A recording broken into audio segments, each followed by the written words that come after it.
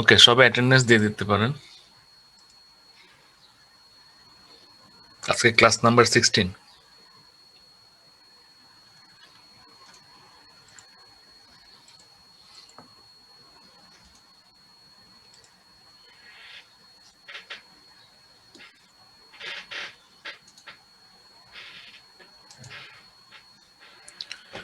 সবাই খেয়াল করেন, লাস্ট ক্লাসে আমি যেখানে শেষ করেছিলাম সেটা ছিল রোটেটিং ম্যাগনেটিক ফিল্ড, অর্থাৎ 3 ফেজ ইন্ডাকশন মোটরে যে রোটেটিং ম্যাগনেটিক ফিল্ড হয় এবং আমাদের সিনক্রোনাস মোটরে একই রোটেটিং ম্যাগনেটিক ফিল্ড হয়। ওকে, তো সেটাই আমরা ম্যাথমেটিক্যালি দেখেছিলাম যে এটার রোটেশনের ম্যাগনিটিউডটা কি হয়, অর্থাৎ যে ফিল্ডটা রোটেট করতেছে সেই ভেক্টরের ম্যাগনিটিউডটা কি হয়, এবং ম্যাথমেটিক্যালি দেখিয়েছিলাম কিভাবে রোটেট করে। এবং ক্লাসের শেষে আমি আপনাদের জন্য একটা কোশ্চেন রেখেছিলাম যেটা এখন আমাদের আলোচনা করার কথা, হুইচ ইজ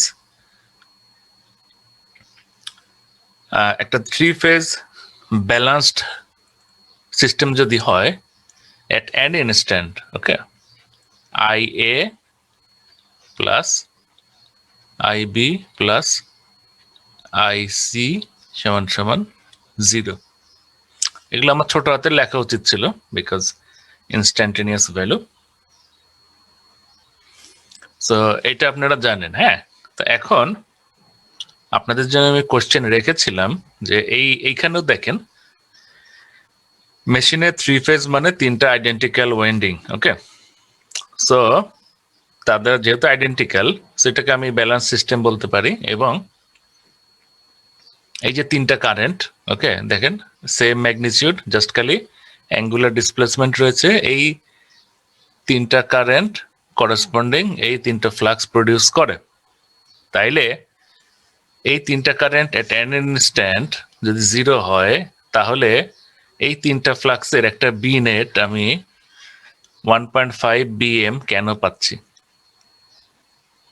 সো এখন আপনারা এটার অ্যান্সার দিবেন। ওকে, অ্যান্সারটা কি বলেন?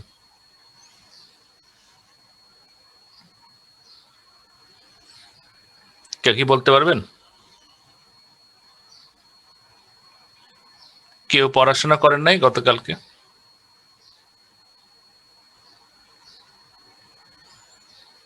এনিওয়ান?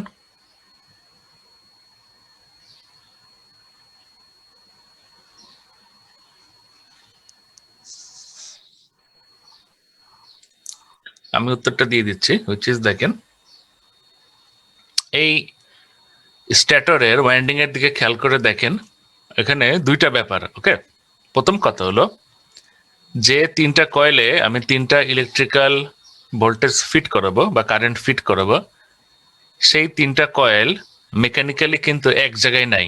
ওকে, খেয়াল করে দেখেন, this is my A prime coil, এটা ছিল বি প্রাইম, এটা ছিল সি প্রাইম, তাই না?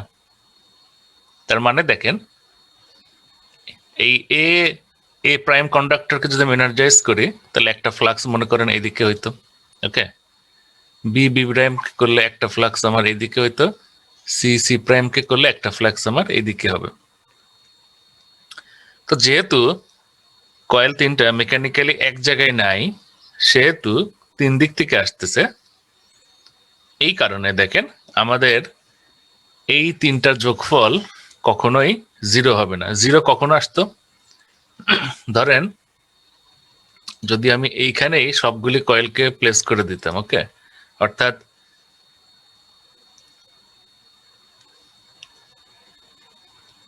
এখানে আমার এ, এখানে আমার বি, এখানে আমার সি। ওকে, 3টা কয়েলই এক জায়গায় যদি থাকতো, অর্থাৎ এভাবে চিন্তা করেন 3টা কয়েলই এক জায়গায়, হ্যাঁ একই জায়গায় একইভাবে কাজ করত, তাহলে যেটা হইতো এই 3টা ফ্লাক্সের যে ভেক্টর 3টার যোগফল 0 হয়ে যেত, কোনো রেজাল্টেন্ট আমার থাকতো না। এখন দেখেন 3টা ফ্লাক্স এখানে 3 দিক থেকে কাজ করে due to the mechanical placement of the winding. Okay, as a result 3টা AC signal three phase AC signal fit করার পরও তাদের অ্যাট এনি ইনস্ট্যান্ট তাদের ভ্যালুটা 0 হয় না। ওকে, তো এইটা যদি আপনারা বুঝে থাকেন তাহলে পরবর্তী যে কোশ্চেনটা আপনাদের আসতে পারে, ওকে, হুইচ ইজ তিনটা ফেজ এ বি সি, তিনটাতেই আমি ধরেন এ ফেজ দিলাম, সেম ফেজ দিলাম। ওকে, অর্থাৎ যে তিনটা ভোল্টেজ আমার ফিট করার কথা ছিল, আমরা জানি যে এ বি সি তিনটার মধ্যে 180 ডিগ্রি, নট 180, 120 ডিগ্রি করে ইলেকট্রিক্যাল অ্যাঙ্গুলার ডিসপ্লেসমেন্ট থাকে। তো আমি যদি যে কোনো একটা ফেজ তিনটা কয়েলেই দিয়ে দেই, তাহলে কি হবে দেখেন, তিনটা কয়েলে যে ভোল্টেজ ফিড হবে তাদের মধ্যে কোনো অ্যাঙ্গুলার ডিসপ্লেসমেন্ট থাকবে না। সেটা করলে আমার রেজাল্ট কি আসতো খেয়াল করে দেখেন। আমরা যদি সেটাও করতাম তাহলেও দেখেন এই যে দেখেন রোটেটিং ম্যাগনেটিক ফিল্ড, সেটা দেখেন তার পজিশনটা যে চেঞ্জ করতেছে। ক্লাসের শেষে কোশ্চেন করেন, তখন এটার অ্যান্সার দিয়ে দিব।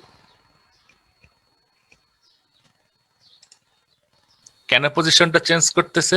বিকজ এই তিনটা কয়েল কখনোই অ্যাট এনি টাইম তিনটারই ভ্যালু সমান থাকে না, তাই না?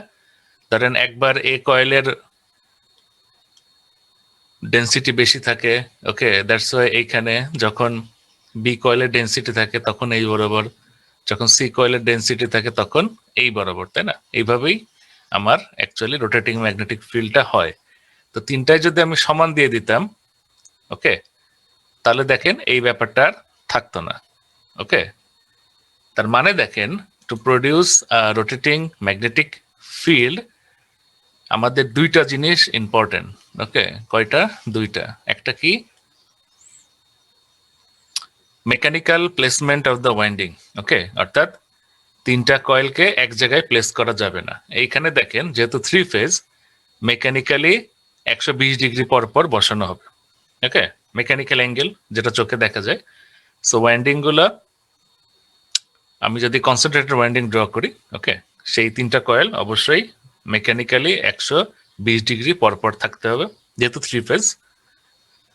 নাম্বার টু যেটা, সেটা হলো এই তিনটা কয়েলে যে এসি সিগন্যাল আমি ফিট করাবো তাদের মধ্যে অবশ্যই ইলেকট্রিক্যাল অ্যাঙ্গুলার ডিসপ্লেসমেন্ট থাকতে হবে। ওকে, অর্থাৎ তিনটাকেই আমি যদি একই ভোল্টেজ সোর্স দিয়ে ফিট করাই তাহলে কি হবে? There will be no rotating magnetic field. Okay, এটা একটা আপনারা চিন্তা করলে দেখতে পারবেন। সো এক কথায় আমরা এখন থেকে মনে রাখবো, to produce the rotating magnetic field we need the two things. একটা কি? Mechanical placement of the windings and electrical angular displacement. Okay, এখন দেখেন, এখন পরবর্তী যে 3 নম্বর কোশ্চেন আপনাদের মাথায় আসবে, হুইচ ইজ এই রোটেটিং ম্যাগনেটিক ফিল্ড প্রডিউস করার জন্য অ্যাকচুয়ালি আমাদের কয়টা ফেজ দরকার? ওকে, কয়টা ফেজ দরকার? আমরা তো থ্রি ফেজ দিচ্ছি, তাই না? সো আসলে কয়টা ফেজ হলে এই রোটেটিং ম্যাগনেটিক ফিল্ড প্রডিউস করা যায়? Okay, the answer is minimum two phase.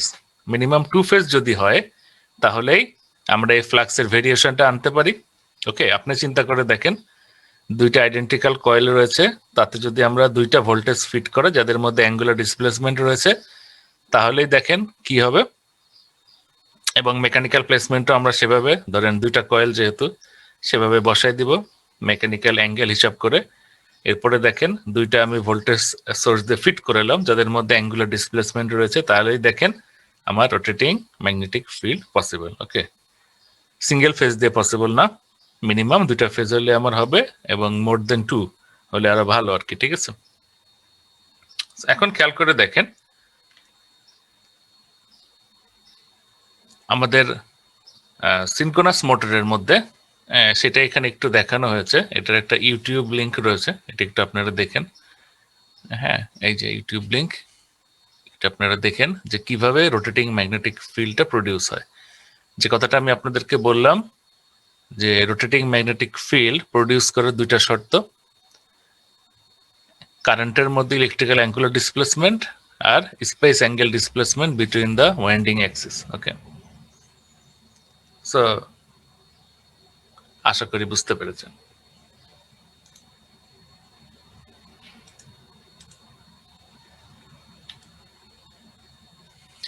এখন দেখেন পরবর্তী যে টপিকটা, which is very important topic, এবং same as synchronous generator, which is এই যে রোটেটিং ম্যাগনেটিক ফিল্ড সেটা যে রোটেট করে, এবং যেহেতু এটা সিনক্রোনাস মোটর, এই রোটেটিং ম্যাগনেটিক ফিল্ড যে স্পিডে রোটেট করবে সেই একই স্পিডে আমার মোটরটা রোটেট করবে, which is different than the three phase induction motor. আপনারা মনে করে দেখেন থ্রি ফেজ ইন্ডাকশন মোটরের ক্ষেত্রেও এই একই ইকুয়েশন ছিল, হুইচ ইজ ns সমান সমান 120 f/p। ওকে, কিন্তু রোটরটা রোটেট করতে যে স্পিডে সেটাকে আমরা বলতাম n, এবং there was a term called slip, যেটা আমরা বার করতাম ns minus n divided by ns। Okay, আসলো না, divided by ns। So this are the thing. এখন দেখেন এই সিনক্রোনাস মোটরে স্লিপের কোনো ব্যাপার নাই। কেন স্লিপের কোনো ব্যাপার নাই? বিকজ এখানে রোটরও রোটেট করবে ns স্পিডে, তাই না? তাহলে ns minus ns divided by ns। Okay, slip কত? 0। সিনক্রোনাস মোটরের ক্ষেত্রে স্লিপ তাহলে আমাদের 0, যেহেতু একই স্পিডে রোটেট করবে। সো সেটা এখানে করা হচ্ছে। দেখেন এফটা হলো আমার frequency in hertz and P হলো নাম্বার অফ পোল। আর এখানে দেখেন সেই আগের যে তিনটা সেট অফ ইকুয়েশন আমি লিখি, which is the relation between the mechanical angle and the electrical angle, সেটাই লেখা আছে। সো ওমেগা ইলেকট্রিক্যাল আমি পাবো যদি ওমেগা মেকানিক্যালকে আমি p/2 দ্বারা গুণ করি। পি হলো কি এখানে নাম্বার অফ পোলস। ওকে, এখন এটা গেল স্পিড অফ রোটেশন। তার মানে দেখেন একটা 2 পোল মেশিন যদি হয় 50 হার্জ যদি হয়, তাহলে স্পিড হয় আমার কত মেশিনের? 3000 আরপিএম। এই স্পিডটা আমরা আরপিএম এ প্রকাশ করি। ওকে, আরপিএম মানে রেভলিউশন পার মিনিট। ওকে, আরপিএস ও আনা যায়, আমরা যদি 60 দিয়ে ভাগ করি আরপিএস আসবে। এখন দেখেন রোটেশনটা কোন দিকে হইতে পারে। ওকে, কোন দিকে আমাদের এই রোটেশনটা হবে? তো রোটেশনের দিক দুইটা হইতে পারে, একটা হলো ক্লকওয়াইজ আর একটা কি অ্যান্টি ক্লকওয়াইজ। ওকে,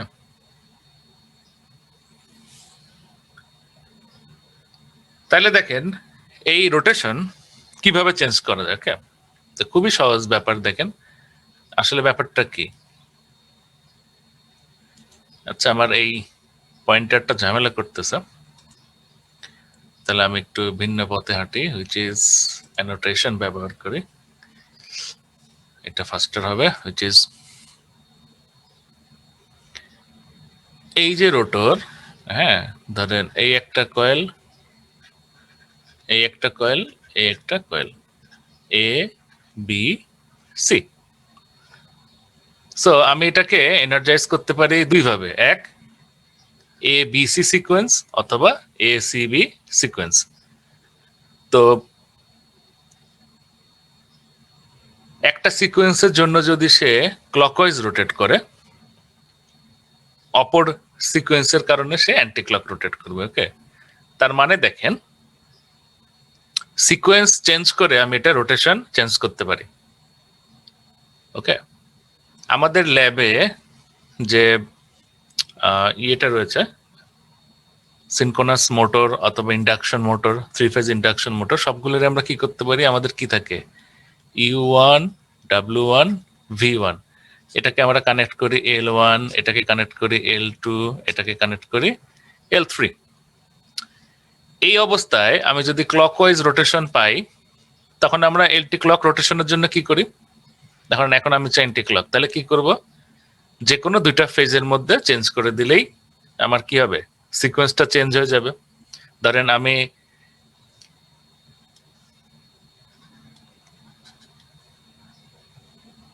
চেঞ্জ করে দিলাম, এটাকে দিলাম L2, এটাকে দিলাম L1, ওকে, L1। তাহলে দেখেন সিকোয়েন্স চেঞ্জ হয়ে গেল, আমার রোটেশনও চেঞ্জ হয়ে যাবে, ওকে, বিকজ কয়েল তো আমার মোট 3টা, সো একটা আকপিচ করে দিলে আমার সিকোয়েন্স চেঞ্জ হয়ে যায় এবং আমার রোটেশন চেঞ্জ হয়ে যায়, ঠিক আছে। আশা করি এটা আপনারা বুঝতে পারবেন, খুব ইজি জিনিস। এটা ল্যাবে আপনারা বহুবার দেখেছেন যে কিভাবে আমরা রোটেশনটা চেঞ্জ করতে পারি, এটা সব মেশিনের জন্যই প্রযোজ্য। আর একটা ভাবে করা যায়, এটা হলো সরাসরি আমাদের সিস্টেম। আর একটা ভাবে আমরা করতে পারি, সেটা আপনাদের যদি মনে থাকে, এগুলো আসলে একটু অপশনাল জিনিস, তা আমি আপনাদের একটু মনে করে দিচ্ছি, which is using motor drive. Okay, আমরা যে 3 ফেজ ইনভার্টার ইউজ করি না, তারপরে কি থাকে, ধরেন একটা 3 ফেজ ইন্ডাকশন মোটর থাকে। এই ইনভার্টারের যে কন্ট্রোল সার্কিট রয়েছে, সেটা দিয়ে আমি এটা রোটেশন চেঞ্জ করে দিতে পারি, ওকে। সেটা একটা, আমার বারবার কানেকশন তো চেঞ্জ করা সম্ভব না। ইন্ডাস্ট্রিয়াল যে অ্যাপ্লিকেশন গুলো রয়েছে, সেখানে সবখানে মোটরের সঙ্গে ড্রাইভ থাকে, একসঙ্গে বলা হয় মোটর ড্রাইভ। অর্থাৎ একটা মোটর, তার সঙ্গে একটা controlling unit, which is a 3 phase inverter. সেই ইনভার্টারে আমরা নির্দিষ্ট পরিমাণ ওই যে ক্লক বা পালসের সাহায্যে সুইচিংটা করি, এবং অ্যাজ এ রেজাল্ট আমরা অনেক কিছুই সেটার মধ্যে করতে পারি আর কি। হ্যাঁ, আধুনিক যে ইনভার্টার গুলো রয়েছে, যেটা আপনারা 1.1-এ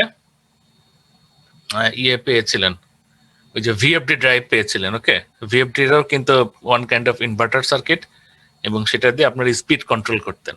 ইন্ডাকশন মোটরের স্পিড কন্ট্রোল মানে frequency control, okay, frequency control করবেন, ইচ্ছা মতো আপনি স্পিড পেতে পারেন, okay, gradually. So that's why inverter is necessary. যাই হোক, এটা গেল স্পিড এবং আমাদের মোটরের রোটেশন। এখন দেখেন, আমি আপনাদেরকে গত ক্লাসে যেটা বলেছিলাম,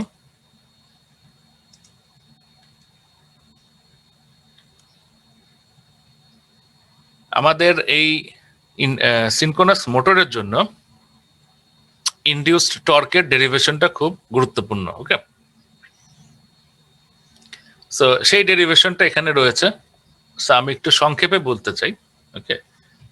এবং এই ডেরিভেশনটা আজকের আমাদের আলোচনা লাস্ট টপিক।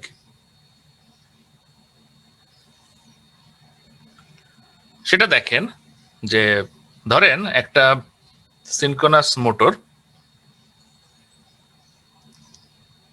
সেই মোটরের মধ্যে আমাদের যে টর্কটা ইনডিউস হবে, সেটার ডিরেকশনটা কি হবে, ওকে। তো খেয়াল করে দেখেন, ধরে নেন একটা ইন্ডাকশন মোটরের মধ্যে যে air gap flux distribution, which is এই যে বিএস, অর্থাৎ স্ট্যাটরের যে flux distribution, okay, due to the rotating magnetic field, যেটা আমি আপনাদেরকে বলেছিলাম।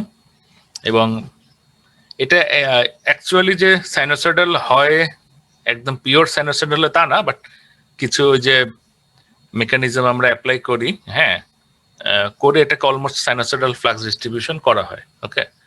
তো সেটাকে আমি ধরে নিচ্ছি যে বিএস সাইন আলফা, ওকে। সো এই বরাবর আমার এখান থেকে ধরেন 0 পজিশন ভেক্টরের, এখান থেকে আমার শুরু হবে at any instant the flux distribution is BS sine alpha, হ্যাঁ। তো এখানে দেখেন দুইটা কন্ডাক্টর রয়েছে, নট দুইটা কন্ডাক্টর, ওয়ান কয়েল এর সাইড দুইটা কন্ডাক্টর রয়েছে। সো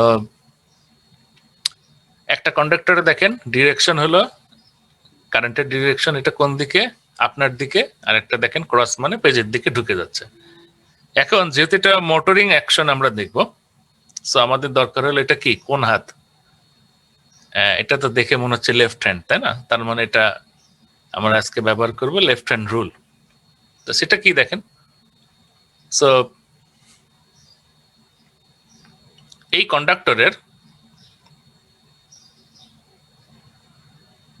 যে এক্সিয়াল লেংথ বরাবর যে দুইটা বাহু রয়েছে আর কি, ঠিক আছে, সেই দুটোই আসলে টর্ক ইনডিউস হয়, এবং বাকি যে দুইটা পারপেন্ডিকুলার এই দুইটার সাথে, সেখানে আসলে কোনো টর্ক থাকে না।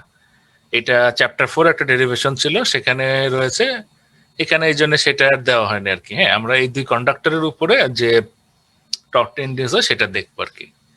তো যে কোনো কারেন্ট ক্যারিং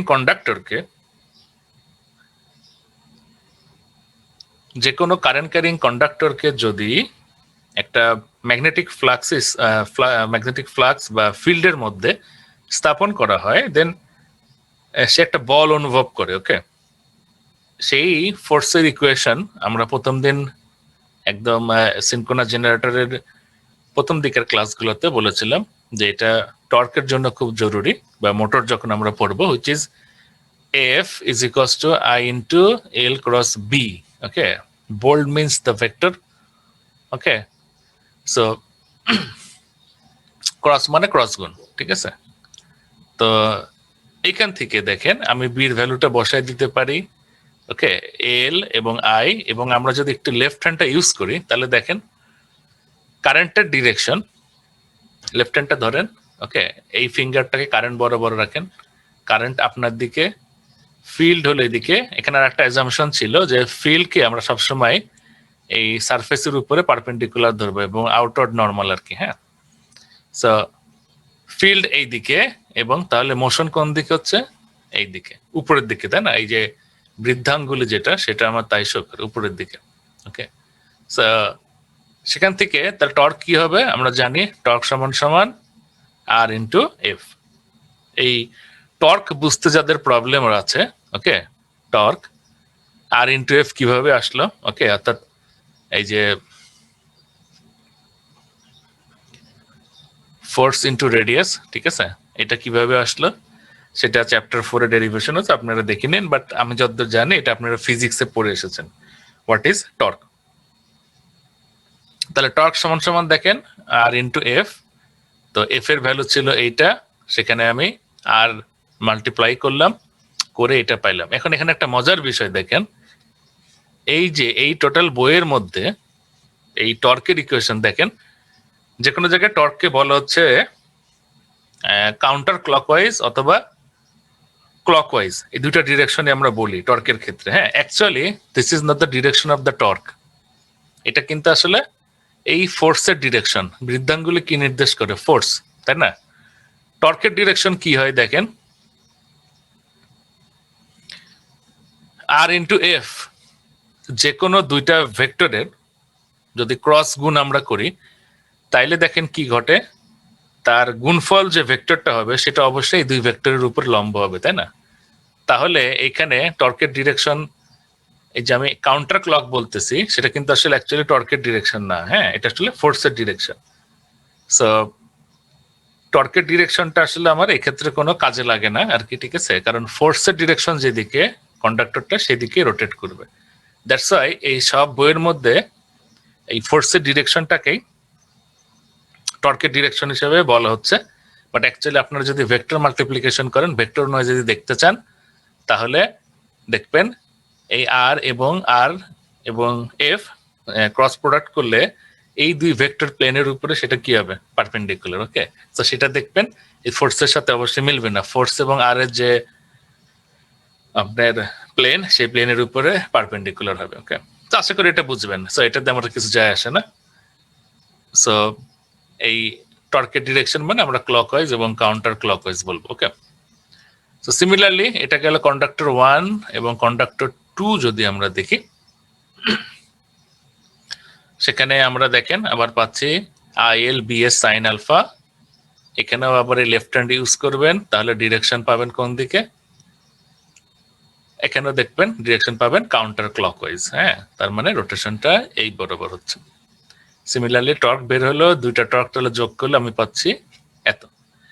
এই পয়েন্ট পর্যন্ত আশা করি কারো বুঝতে সমস্যার কথা না, ভেরি সিম্পল ম্যাথমেটিক্স। এরপরে দেখেন পরের স্লাইডে যেটা রয়েছে,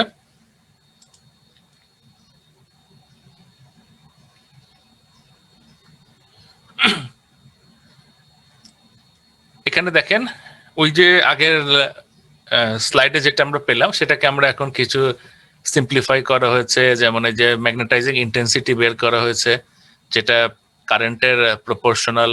ওকে, তারপরে এই যে অ্যাঙ্গেল বের করা হলো। এখানে খেয়াল করে দেখেন যে এটা যেহেতু একটা কন্ডাক্টর, এটা একটা কন্ডাক্টর, তো মাঝ বরাবর আমার সেটা হলো রোটর ফ্লাক্স বিআর, আর তার সঙ্গে একটা অ্যাঙ্গেল রয়েছে আমার বিএস, দুইটা যোগফল বি নেট। ওকে, ঠিক আপনারা অল্টারনেটরের ক্ষেত্রে যেটা দেখেছিলেন সেখানে একটা আমরা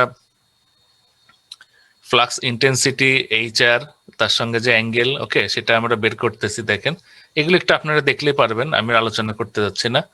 সেখান থেকে ইনডিউস টর্ক আমি ডিরাইভ করে নিয়ে আসতে পারি কে এইচআর বিএস সাইন আলফা, সেখান থেকে আমি নিতে পারি কে এইচআর বিএস, এবং যেহেতু এইচআর সমান সমান ফাইনালি মিউ আর, বিকজ আমরা জানি বি সমান সমান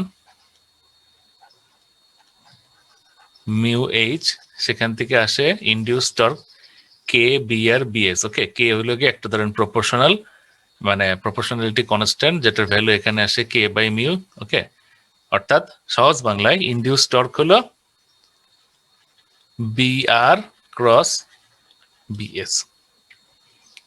এটা হলো গিয়া ইনডিউস টর্ক, মানে একটা কে থাকে হলো ধরেন প্রপোর্শনালিটি কনস্ট্যান্ট টাও ইনডিউসড।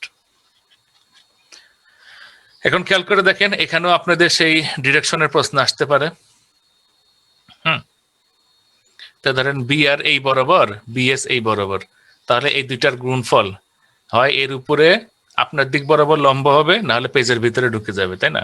ক্রস প্রোডাক্টের ভ্যালু যদি আমি করি, বাট সেখানেও আমরা ইনডিউস টর্ককে বলবো ক্লকওয়াইজ অথবা অ্যান্টি ক্লকওয়াইজ। ওকে, তো এটাই হলো গিয়ে আমাদের টর্কের ডিরেকশন, এখানে আমরা ধরে নিব। এখন দেখেন এই বিআর আর বিএস, তো সেখান থেকে একটু আমরা চেঞ্জ করতে পারি, সেটাই পরের স্লাইডে করা হবে।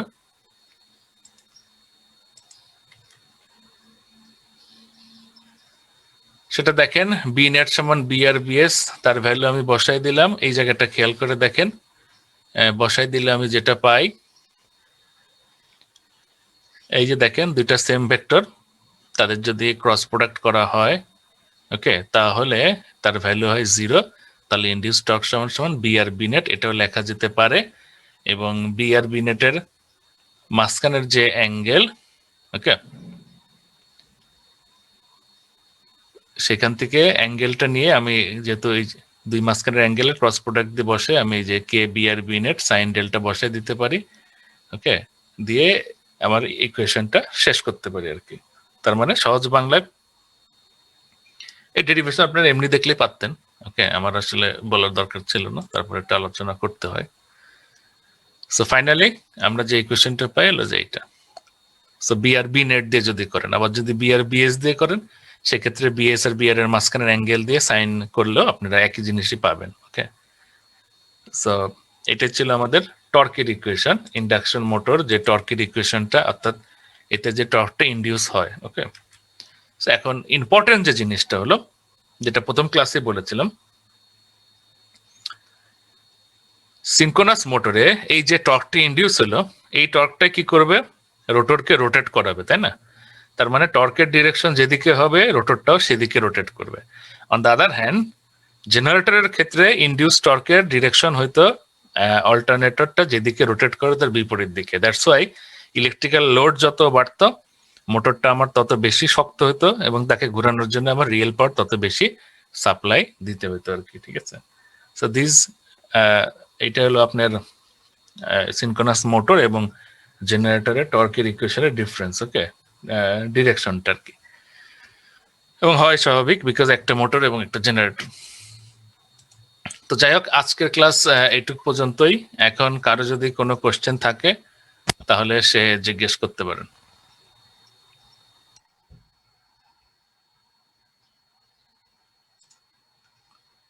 কারো কোনো কোশ্চেন রয়েছে?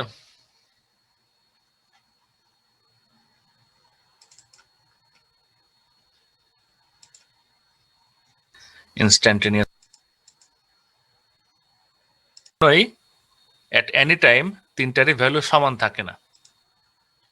কি যেন একটা কোশ্চেন করেছিলেন এখানে?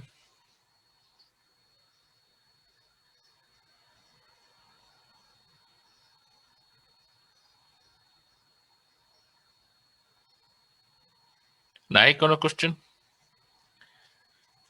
রোটেটিং ম্যাগনেটিক ফিল্ড বিষয়টা আশা করি আপনারা বুঝতে পেরেছেন, because this is the same thing that you studied last semester. Okay, the rotating magnetic field produced by three alternating fluxes.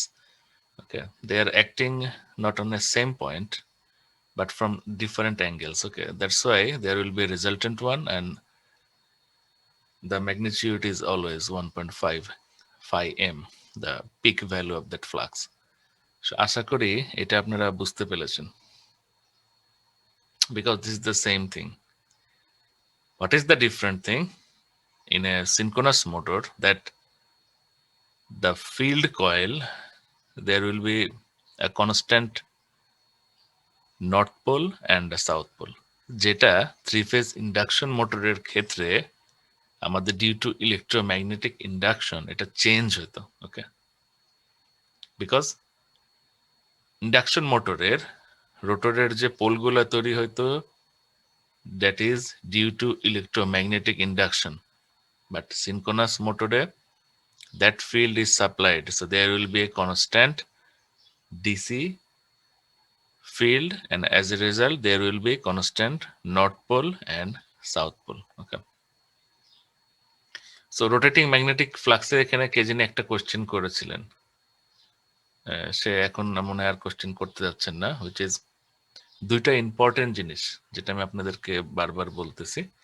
One is the mechanical placement of the windings, another is the electrical angular displacement, okay, between the fluxes.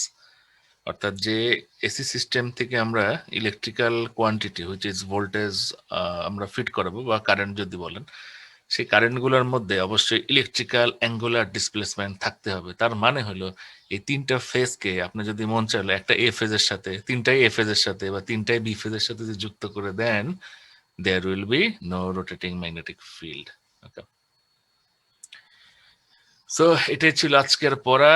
আমি আজকের মধ্যে হয়তো স্লাইডটা upload করে দিব so that আপনারা পড়তে পারেন, and also others material ভিডিওগুলো দিয়ে দিব সো দ্যাট পড়তে পারেন। এখন বলেন, কারো কোনো কোশ্চেন আছে?